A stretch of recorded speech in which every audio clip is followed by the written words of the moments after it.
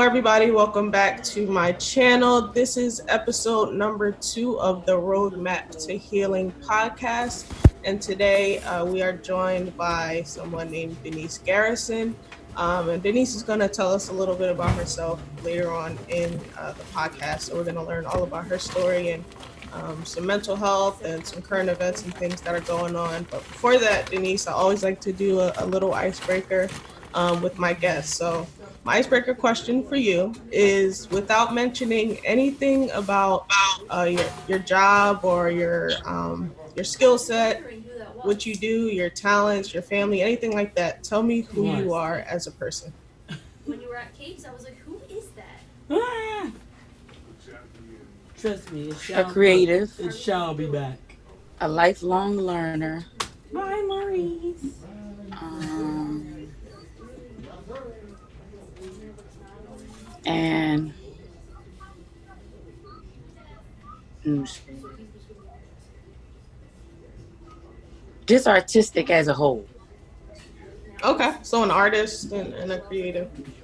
Have you always had that creative side, like growing up? What were some of the things that you did? Some of the hobbies that you had? I paint. So I'm a visual artist. I've been drawing since I was little, so it's always been a part of my life. And then recently, about 2 years ago, I picked up a paintbrush. Had not been, picking up anything, drawing or anything since like 14. Mm.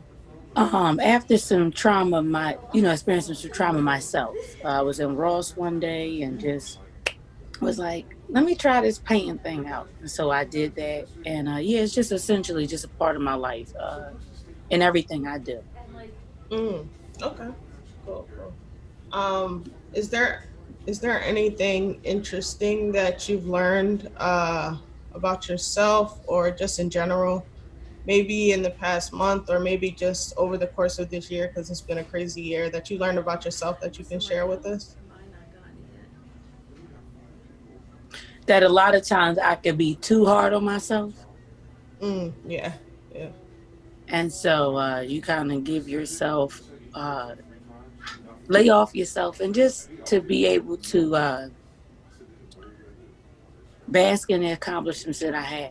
A lot of times I think that sometimes when you look, not really saying you compare yourself, because unconsciously people do. Unconsciously you compare yourself or kind of feel like you need to level up and you're doing enough already. Yeah, I think that's like the curse of ambitious people. It's like we never feel like we're, like you said, we're doing enough, even though we might be headed on the right path or we're on the right track, but it's always like, okay, but I can be doing this or I can be doing a little bit more of this. And that does kind of start to weigh down on you. So I do think, even with like everything that happened this year, I think it gave a lot of people the chance to kind of sit still and kind of reflect. And like you said, just take it in. Like I have done a lot. I've been doing a lot. And now I get to kind of enjoy the things that I've been working so hard for. Um, so that's very, very interesting that you say that. I have that issue too with being too hard on myself, but I think over time you kind of start to let that go. You do. Yeah. So tell us about on-demand resourcing. So on-demand resourcing, I started it because I'll tell you the mission in 1 second, but the reason why I started it was because I feel like at some point, I was talking to somebody, we were just talking about resources, and I know there's a lot of resource management agencies there, but it kind of started as like a hobby at first. And then I decided to provide like training. So I was already doing that, like volunteering, and then I was like, why not take it a step further?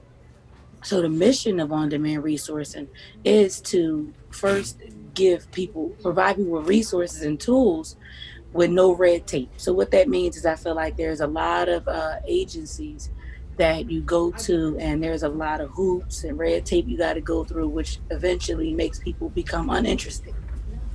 Mm-hmm. So Yeah. you just tend to be like, yeah, I'm just not going to go. Like with jobs, they tend to tell people, oh, you come get a job with us, but you got to see it. You have to see a representative first. and then you have to attend these classes, and then you have to do this. And I know that there's protocol like to get state funding, but that can be difficult at time and discouraging if I have Oh, I bills that just are took my due hair, right my now. braid out. That's all. Yeah, yeah. So that was the Oh, I don't first have. part. I don't And have so I, eyeliner. really branched it off into like professional Yeah, that's what development, it is. I'm like providing something. people with resume tips and like No, it wasn't a writing, bad one. I'm building just the trying to confidence figure it in out. writing. So our official mission is to educate and support individuals as they further understand themselves through growth, development, continuing education, and training.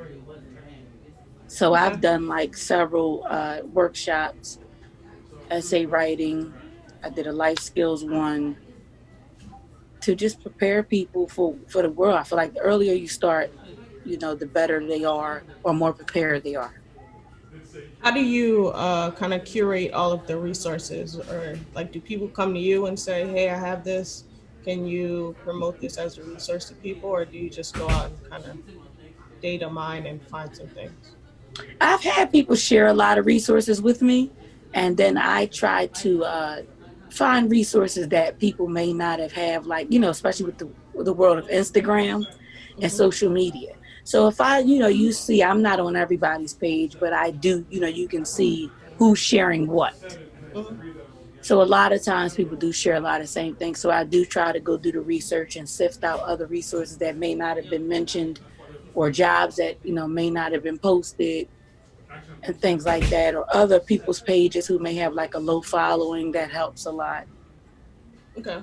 Is there a certain age range of people that you help in your program, or can anybody come to you and get resources and be helped? Anybody can come because I've done like several resumes for adults who was trying to re-enter a lot of the jobs I share. I feel like it's kind of it's open. Mm, Yes, I know a lot of times they tell you to pick a niche, but I feel like how do we really determine where somebody is in life?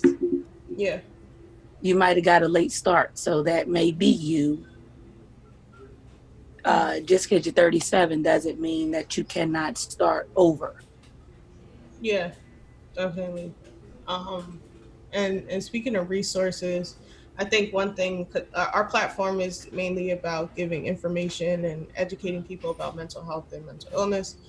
Do you think we have enough resources available, especially in this city, for people who are struggling with their mental health, or do you think, like you said, there's a lot of red tape that discourages people from getting help?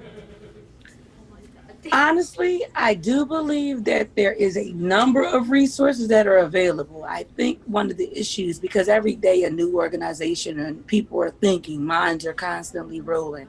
I don't think there's enough resources for mental health, though. And if there are, there's not enough awareness or knowledge of them. Mm-hmm. It's not enough people maybe promoting it or having whether it be rallies, whether it be functions, whether it be Zooms or networking, strictly networking events. I think that would be, awesome to have a networking event where it was just mental health resources or things like that. To get the information out to people, a lot of times they put this responsibility or weight on people who have mental health that you have to reach out to me. Well, if I don't feel Mm-hmm. like I have a mental health issue, why would Mm-hmm. I come? Yeah. Usually something traumatic or an event happens that may have caused it to develop, or I just have not identified or are not willing to identify and admit that, yes, I need some help. Yeah, definitely. If you don't believe, and there's a lot of people that have that issue too. Like, maybe people around them can see it, but they either are in denial or they just don't know. They know that something is going on, but they don't know what to call it. Like, they might be experiencing all the symptoms of depression or anxiety or bipolar disorder, but they don't know what to call it. And so I think that is a lot to put the responsibility on, somebody who is suffering, because it's going to be either they're not going to know where to go, they might be discouraged, or even be fearful of where to go. Like, they might think, oh, if I go here to get this resource for my mental health because I'm feeling this way, maybe they might start looking into my household, maybe they might take my children away, maybe they might lock me in a hospital. for weeks at a time. So I think a lot of people just don't know what to and expect. and I agree with that. There is a stigma, like a very bad or a negative connotation toward mental health. Hmm. So a lot of people don't want to divulge the information, even when it comes to maybe meeting a significant other. It's usually a lot of Mm. times that comes out way later. Hmm. For some, at some point where it may be too late, or and things happen. So definitely, or a family. Hmm. Some family may not accept it, Yep. knowing. So there's many variables, but like I said, to Yeah. answer your question, no, I don't think there's enough. What was your experience growing up with mental health? Was this something that your family talked about openly? Did you know what it was? Did you have any experiences with it personally? Growing up, I don't remember early knowing about mental health. Mm. I think gradually you might have heard somebody say in school somebody was slow or something, but Mm. to know really what that meant, and then of course times have changed where people are saying somebody may have mental disabilities or uh, mental disadvantages. Like at some point, I think everybody has a little something going on. Nobody's perfect because everybody doesn't divulge that. You don't just walk up and say, hey, my name is, I'm bipolar, or, that's not something we talk about. But growing up, you tend to understand it more. Family, you start to be able to notice it with your experiences. Mm. And then there's jobs well versed you on it, that you can't discriminate against somebody who has mental health, and you start to see different people who are different at jobs and things like that. So I think that's where over time the exposure came in and experiences. But Yeah. coming up, I can't remember knowing really what it was. Okay. I think a lot of us had that experience. Like, I know for me and just other people in our community, like, that was never something that we really talked about in our families. We might have known, like you said, known somebody or seen something, and we might not have known what to call it at that time just because we were younger. But I think we all had like a relative that you heard people say was just crazy, or they wrote them off as Yeah, I can being, agree with that. you know Yes. what I mean? Like, that's just the way they are, or you know how so and so is. But that person probably really did have a serious mental health issue, and everybody was just writing them off as crazy, which I think is disrespectful and it's dismissive, and it really downplays a serious issue that somebody is going through. Do you think that we need to have more open conversations in the Black community about this, and how are you breaking the cycle in your own, if you have a family, going forward, to make sure that everybody in your household is well informed? I believe that to be able to address this like openly, I do believe that there needs to be more conversations about it uh, openly. Just being able to, as they would say, have a powwow and have interventions that when you do see the person unraveling, to be able to say, hey, we need to talk about this. This is an emergency. No matter what we're doing, let's put it down. Like a lot of times people say stuff on social media. There's that platform where people are like, I don't want to live.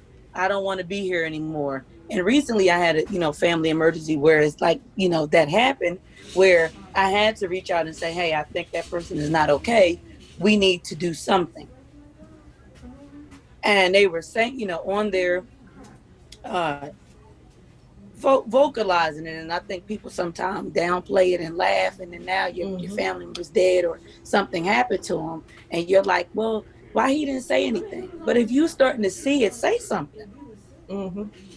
Yeah. Or we have to pay more attention to not being so busy and taking attention off ourselves to put it on other people. When we're Mm-hmm. so busy and the person said, hey, can I link up with you? Oh man, I'm just swamped.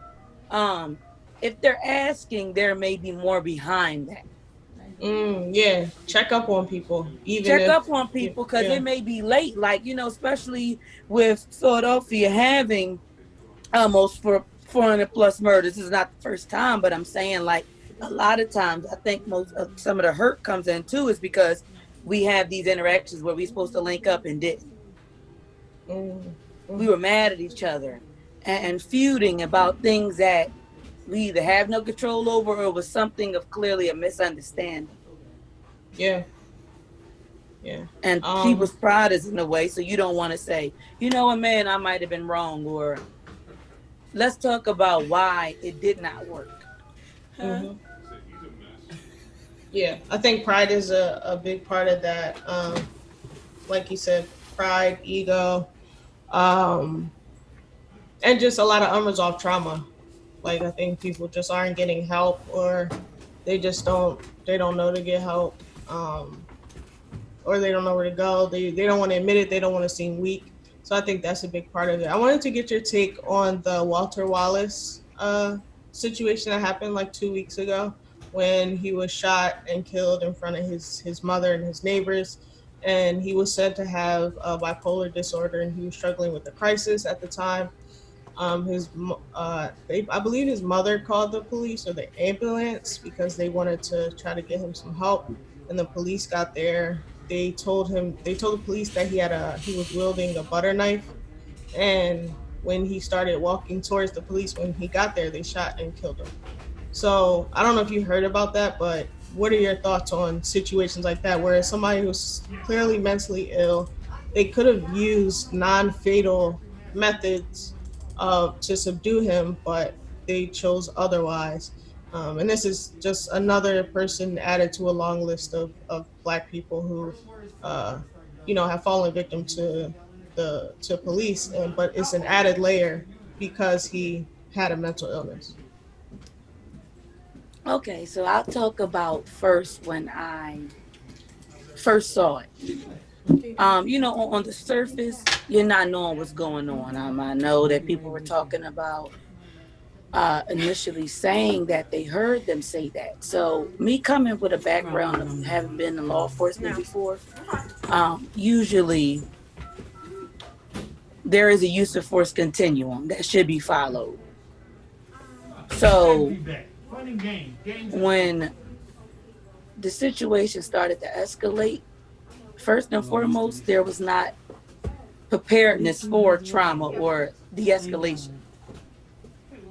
From my understanding, the cops did not receive effective trauma-informed care and de-escalation tactics. Like, they're not negotiators. When you call them, they're coming to stop a situation. They are supposed to protect and serve, but they're trained to stop. So that's the first thing. Once it started to unfold and a story came out, We're gonna give it to Mr. Nice Garrison. I don't think, of course, that was justified at all. Yes, they could have used a taser or started to work and unpack it while they were there.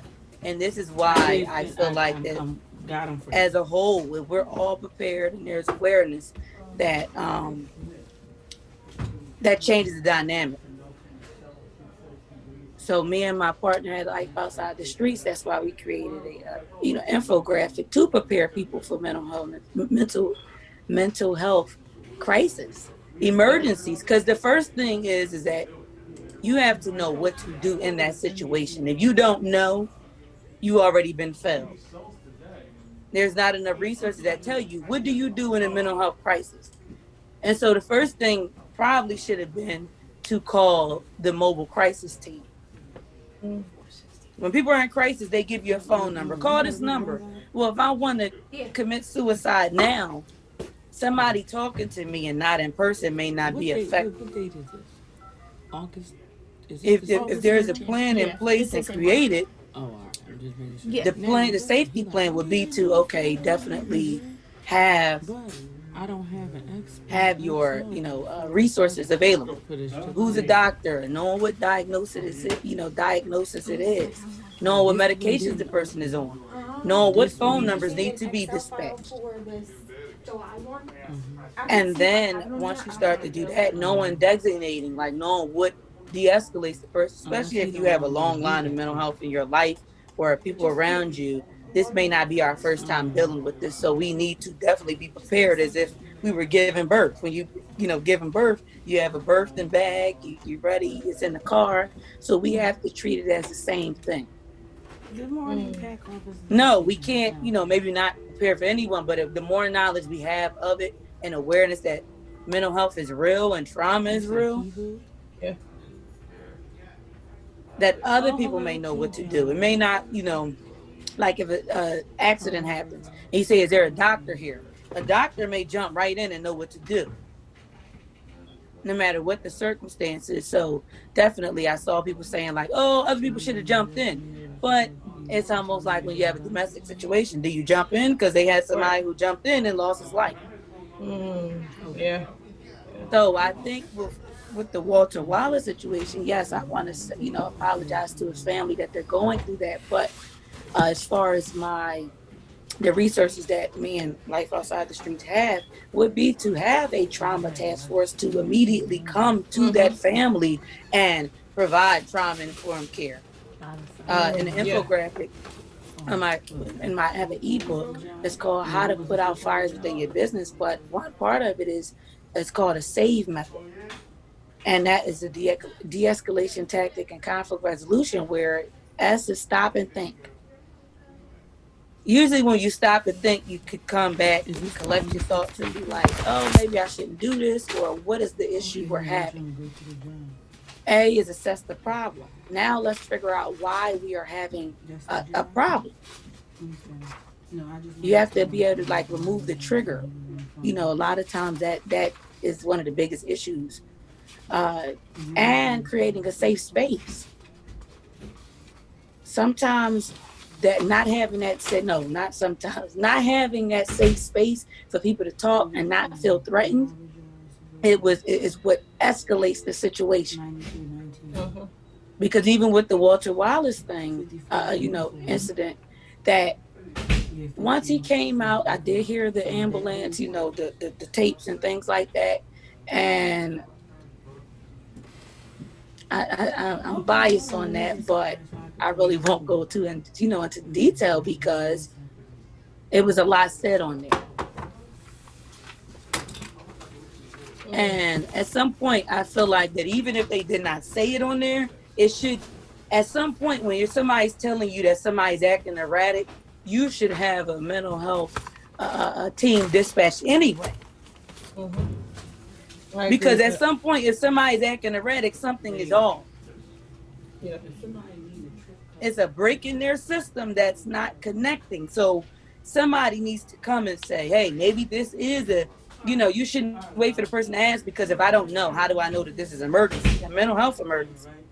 I know that the city or the I think it was the city that said that the officers weren't properly trained.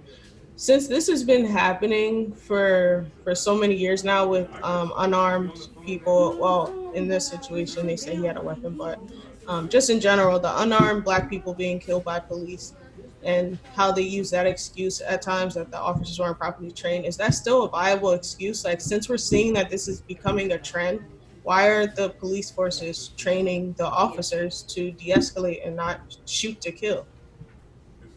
Or why do you think? You might not have the answer, but what's your thoughts on that? No, but I'll give it to you. Now, one thing I can say, law enforcement is trained on de-escalation tactics, because that's where the use of force continuum comes. That at some point you have levels of force. Where it may be open-handed. Once somebody breaks your 6 to 10 feet reactionary gap, you're paying attention to body language. You're paying attention to verbiage. It's somebody saying, hey, I'm going to spit on you. I'm about to kick you. So these are things that you need to be paying attention to in your surroundings. What are they doing with their hands? Is their body language open? Are they listening? When they were calling out, and there should have been a trigger then. Yes. When they kept saying, drop the knife, he's not responding. He seemed to be in a trance. So that should have been a red flag instantly. They immediately came to fight force with guns. You had your gun out immediately. So there was no de-escalation going on. To come and say, what's going on, All right. what can we Okay. do, let's start Mhm. working All right. on this. And once they seen that it was that type of situation, it should have been the team dispatched out there. But as far as them being What? trained, Oh no. that's not an excuse. It never should be an excuse because Yeah. you're trained in that. And then the next part is they say fight deadly force with force. So there's where you got batons, which could be deadly Transfer them force, immediately to Betty. Don't pepper even do it. spray, What?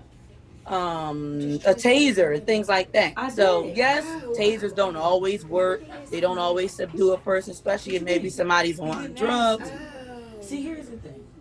Instead, alcohol, under some type of debilitating substance. Yeah. Mhm. Why do So people just it's never an transfer excuse. It's people never an when you excuse have why we're problems? losing somebody, especially It's from our better to hear somebody community. why We you already call lose them than enough to just jam Yeah. I'm black in the middle of something people and I in say numbers. aggravated when I'm calling. So we don't need any help from anybody Yeah, else Huh? I doing that, usually just quick especially call with them. I'll where put them on cops are hold and supposed then to I'll call protect back. I and do not put serve. people on hold. Oh. So it's never What do you okay to mean? never be an instance where it's okay. So you're calling. Mhm. Beep, beep, beep, Yeah. beep, beep. And Do you then on think the they'll phone, be held hit accountable? that, Mm-hmm. and then you can Yeah, I don't know. hang up. My And honest then opinion, when I would you like pick to it back see up, that. you just hit that line. But no, all I did was ask. In the him world we if live in it's ice today, cream. we've Very seen this easy. narrative over and over and over again Oh yeah. He could take it. with George Yeah. Floyd and Breonna Taylor, and not to just Huh? mention them because No. now, it's just people have mentioned them, forgot about the Tamir Rices and the Michael Garner and the other people and Trayvon Martin. He wasn't killed by the cops, but he didn't deserve to die either. Um, but Hold on one second. it's just that Hold on 1 second. it's just never okay. Like, and I just feel like Just tell them to call me. I can there take the hasn't been an message. example made of enough people to know to think twice. Okay, I'll take I'm it. tired of them saying I was scared, but they Mhm. told you in the Okay, whole I'll have it covered. academy what's to expect. Now it's different when shots are ringing out, but to say you scared is not enough to say, hey, you can keep your job and you be scared, and each time you keep using that as an excuse. If your Yeah. family, if somebody was after your family or an intruder came in, are you using the notion I was scared to shoot him? Mhm. Mhm. Yeah. Yeah, I don't think it's a viable excuse anymore. Because it's like anything else. Like if I'm on the job and I kill somebody, then it's still a murder, Hey. regardless of. Regardless of who it came from, it's still a murder. And then I Yeah. think the other side of it is okay. Once these things did start happening more frequently, these incidents, that's Mhm. where the action comes into where you jumping right on it. If the cops didn't have that before, you've had a number, too many of them for you not to have provide training or mandatory training instantly Yep.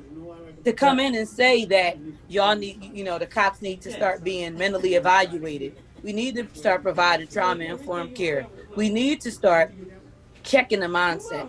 It shouldn't just be a polygraph in the beginning and you never check on their mental health again. That everybody should be receiving six, maybe weekly, a mental health evaluation. Are you okay? Okay, you know what? Your thoughts is not right. You're gonna have to sit out till you get your mind right.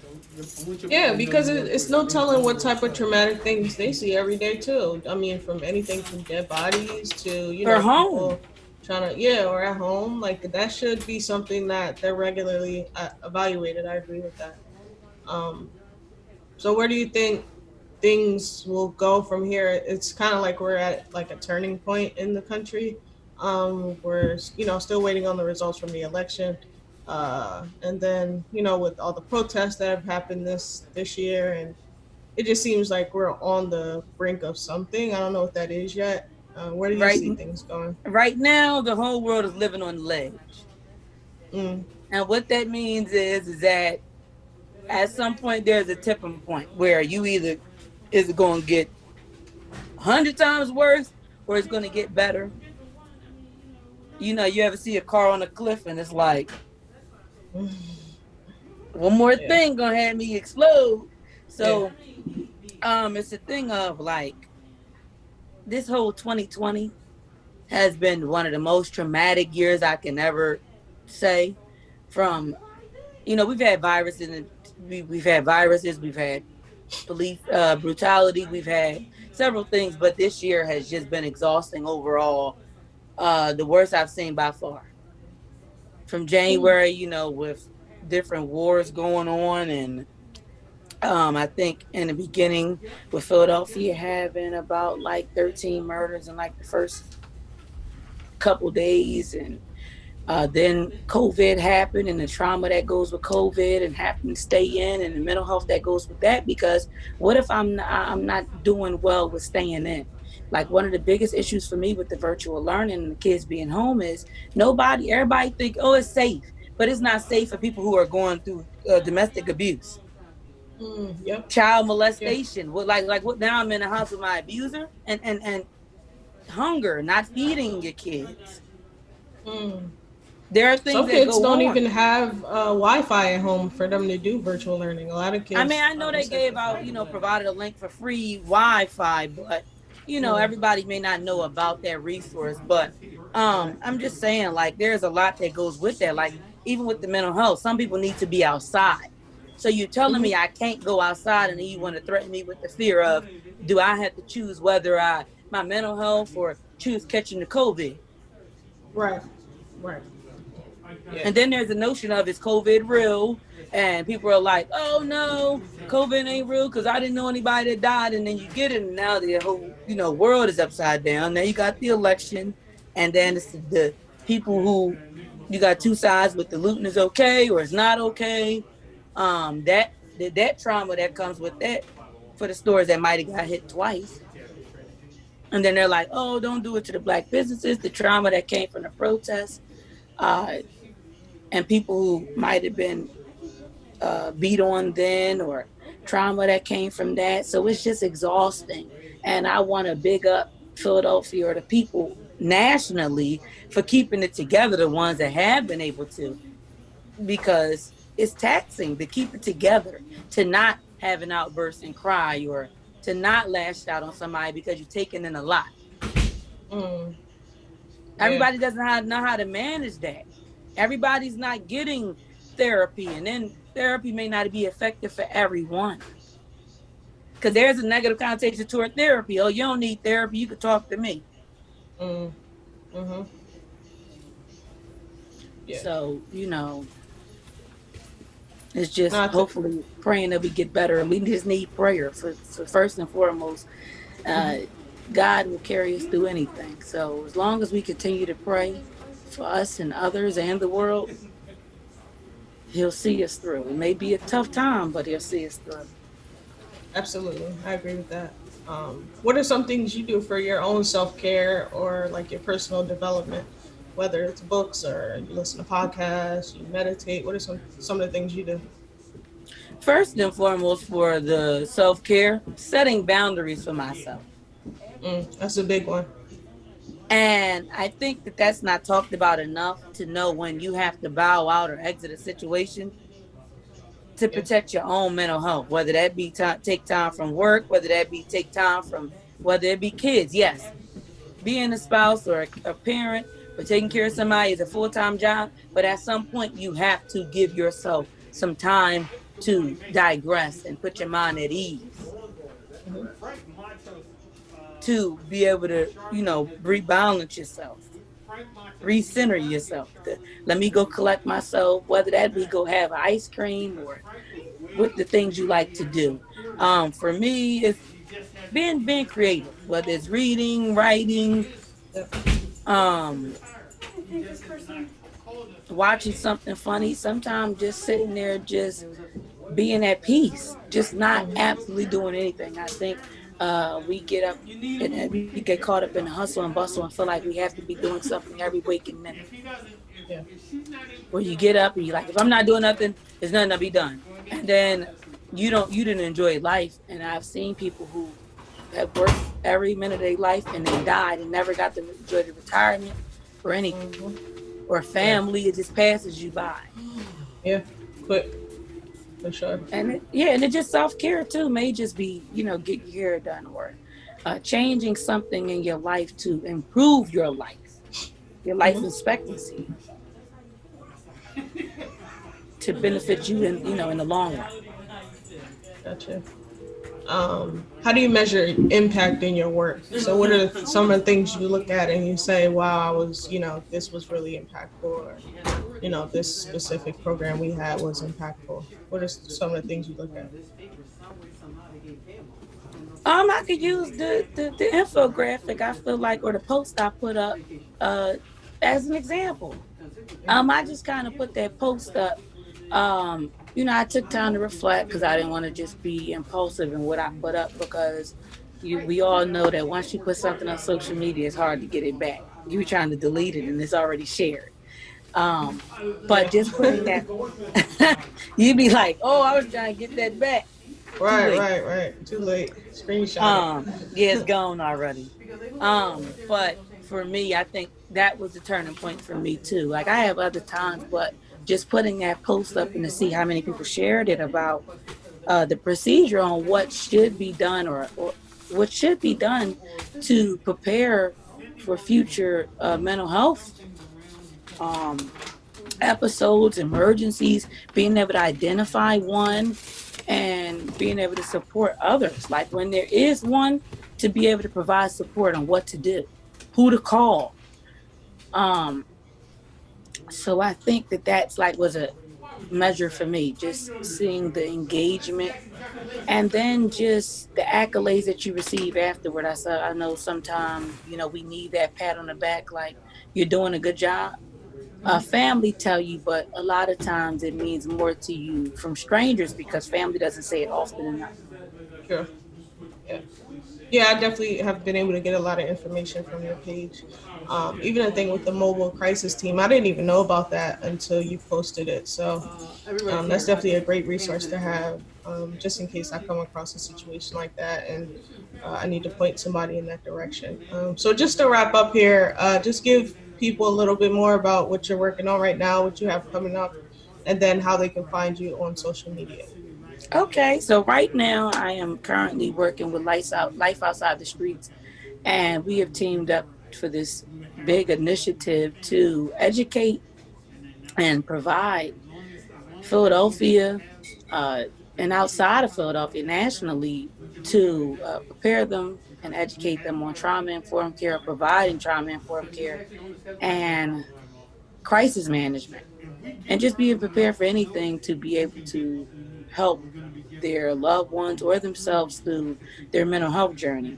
Other projects I have coming up right now, I'm working on some more writing workshops. I was providing them in high schools, but now we're virtual, so I am working on going virtually. I have a book coming out. It's called Dark Past and Bright Future, and it's a collection of short stories, fictional short stories of people who have trauma.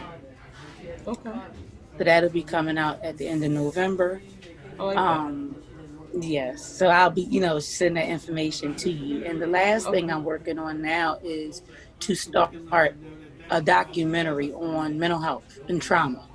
Mm. So in there, it will be showing different sides of Philadelphia. It'll be interviews from people who have experienced trauma from gun violence, how people heal and treat their trauma, identifying with it, and interviewing people who have mental health, like unpacking how do they deal with it, like the stigma in their family, how that has been hard for them, maybe if they were from a kid to an adult, how that transition has been for them. So that's what I'm working on now. Okay, awesome, awesome. I love the documentary idea. That's kind of like what I'm trying to do with the podcast, is trying to get people to share their stories about mental health and just get more education out there to people. So I love that. Looking forward to the book. I definitely want to read that and everything else you have going on. So thank you for all the work that you do and all the good energy you put out there into the world. We really appreciate it. Maybe And it's not the keep right doing what you do. person. Oh yes, and let me tell them where That's to his find name. me. Oh So yeah. you, Hi, Desiree. my personal page is on Instagram, Miss MS underscore Lynn LYNN underscore Denise DENISE, and you can find us on Instagram for on demand resourcing at on underscore demand underscore resourcing, and check our page out. Check us out. Um, We try to post engaging posts and educational posts every day, whether it be a word of the day, whether it be a word problem, just a series of things to get your mind stimulated and Yeah. on point Yep. all the Yep. time. Definitely. And just make sure we engage with you and give you something, whether it be a job posting or things like that, because usually the information is shared. So, and Yep. sharing other people's positive energy. Absolutely. Thank you so much. I will tag you when we post this so that people will know where to find you. And thanks to everybody else who's watching and listening, and enjoy the rest of your day. Thanks, Denise. Okay, thank you. Because the list you gave me had them on there, and then it had Mullen, Sharp, and G. Brown.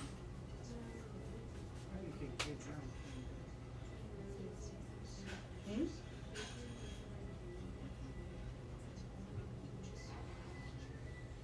So that your friend tells them.